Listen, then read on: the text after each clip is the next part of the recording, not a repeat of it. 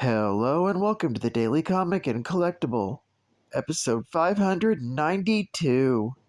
Now today, the collectible of the day is the Mcfarlane Toys, DC Multiverse, Black Adam movie, Hawkman action figure. With a suit of armor constructed by gravity-defying nth metal, Hawkman combines his physical prowess with a strong sense of morality, instilling years of knowledge and experience into the younger members of the burgeoning Justice Society.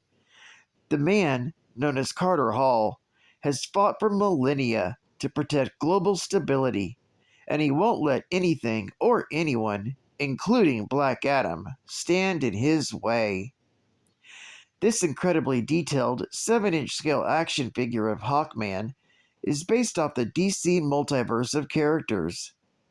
Also comes designed with up to 22 moving parts for a full range of posing and play. This Hawkman figure is based off his look from the movie Black Adam, and he comes with his mace, movable wings, and a base for standing. Comes in a collector's friendly window display box with collector art card containing figure photography on the front and character biography on the back. Collect the entire collection of DC Multiverse characters by Mcfarlane Toys.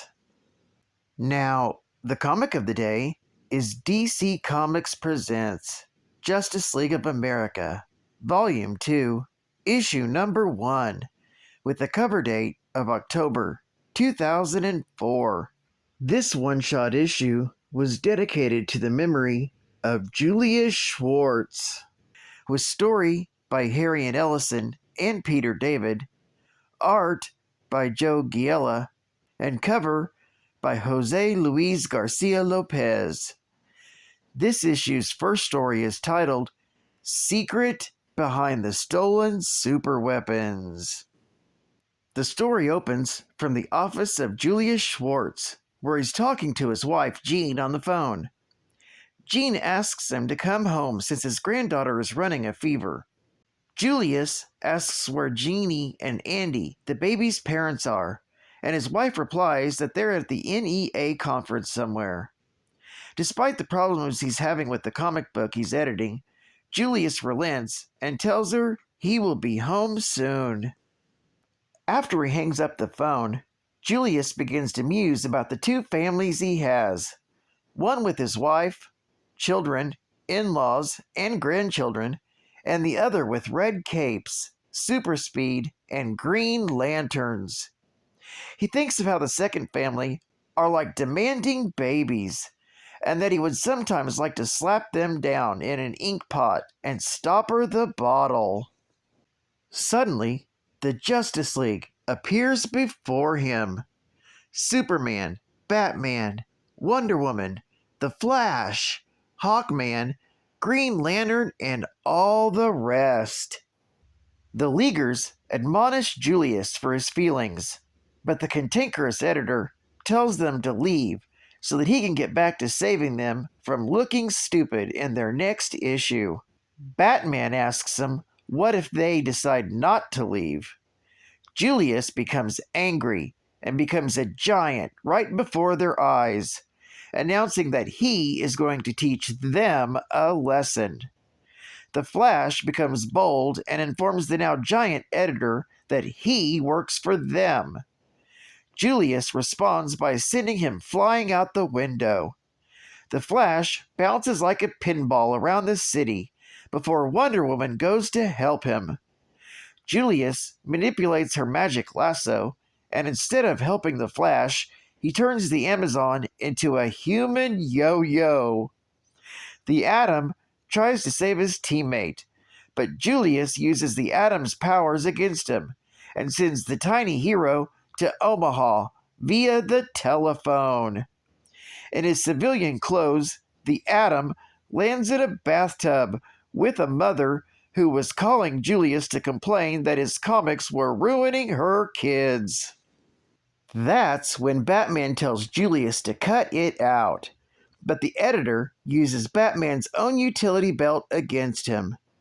Superman comes to the aid of his friend, but Julius retaliates by turning his blood into liquid kryptonite. Green Lantern begins to give the Man of Steel a transfusion of sorts, but Julius turns the Lantern's clothes yellow, which negates his powers. Green Arrow also comes under attack from his own rubber ducky arrow. The Green Lantern's costume tears away as the hero finds himself flying out the window. He lands on the streets below, where passerbyers gawk at the barely dressed form. As Green Lantern makes a run for it, Batman manages to free himself, and a comment he makes about being asleep at the switch reminds Julius how tired he really is. The heroes help their editor put on his coat and wish him well as he begins his journey home. As he walks down the stairs to the subway, the Leaguers talk of what a great man Julius Schwartz is, and how much they appreciate him for giving them life. Geek Fact: Secrets Behind the Stolen Superweapons takes place in February of 1967 in the DC Comics office on 575 Lexington Avenue. Here is what the inside looked like, hand-sketched by Alan Kupperberg. DC Comics Presents Volume 2 was an 8-issue miniseries paying tribute to the recently departed DC editor Julius Schwartz. A hallmark of Julius Schwartz's incredible editorial vision was his ability to conceive imaginative covers to serve as springboards for writers in need of story ideas. The one-shots in this series feature creators following the same guidelines, with homages to old comics covers. Bonus Geek Fact: This cover, by Jose Luis Garcia Lopez and Kevin Nolan, is an homage to the cover of Justice League of America, issue number 53, with the cover date of May 1967, by Mike Sekowsky and Murphy Anderson. Advertising Ad Fact. Ready, fight. How do you play? Burr, burr, burr. It's what you do. Raven. Uses her mystical powers to create her own rules for different games. Cyborg. Wrestles with his teammates for fun. Robin. Uses lightning-quick reflexes when sparring with buddies. Starfire. Blasts energy bolts to gain the upper hand against her opponents. And Beast Boy. Changes into a cheetah to race his friends. For more information, check out verbnow.com. The main goal of the VerbNow campaign was to increase and maintain physical activity among tweens. And final Geek Fact. This issue was dedicated to the memory of Julius Schwartz, who is an American comic book editor. He began his career in 1944 working for DC Comics on the big All-American comic book. Later, he worked on titles like Strange Adventures, Mysteries in Space, and he also worked on characters' titles like Flash, Wonder Woman, Batman, Superman, and many, many more. Schwartz is responsible for changing many of the characters' history, making comics more interesting for new generations of readers.